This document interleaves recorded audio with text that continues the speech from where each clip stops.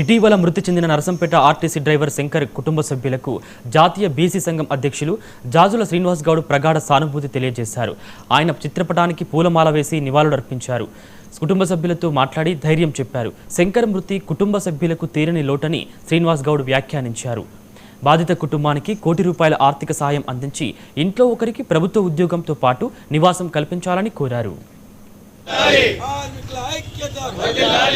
ఇలా జేఏసీ తోటి జరిపిన చర్చల్లో సానుకూలం వ్యక్తమైనప్పటికీ ఇంకా కార్మికుల్లో ఒక అపోహ ఉన్నది, ఒక ఆందోళన ఇంకా ఉన్నది.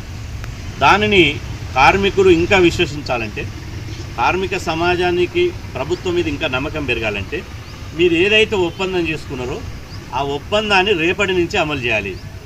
ఆ ఒప్పందం ఏదైతే ఇలా జేఏసీ ప్రభుత్వం మధ్యన జరిగినటువంటి ఒప్పందాలు ఉన్నాయో అవి కాగితాల మీదనే ఉన్నాయి ఇప్పటి వరకు. ఎక్కడ కూడా ఇంప్లిమెంట్ రోజులకి రాలే. కాబట్టి అది కాగితాల మీద కాకుండా ఇంప్లిమెంటేషన్ రావాలి, అమల్లో చేయాలి. అమల్లో చేసినప్పుడే శంకర్ గౌడ్ గారికి కార్మికులు కానీ ప్రభుత్వం కానీ ఇచ్చేటువంటి నిజమైన నివాళి. కాబట్టి ప్రభుత్వంలో విలీనం చేస్తామన్నారు. అది మహబూబాబాద్ జిల్లా కేంద్రంలో ఓ రైతుకు పోలీసులు సాయం చేసిన ఘటన వెలుగు చూసింది.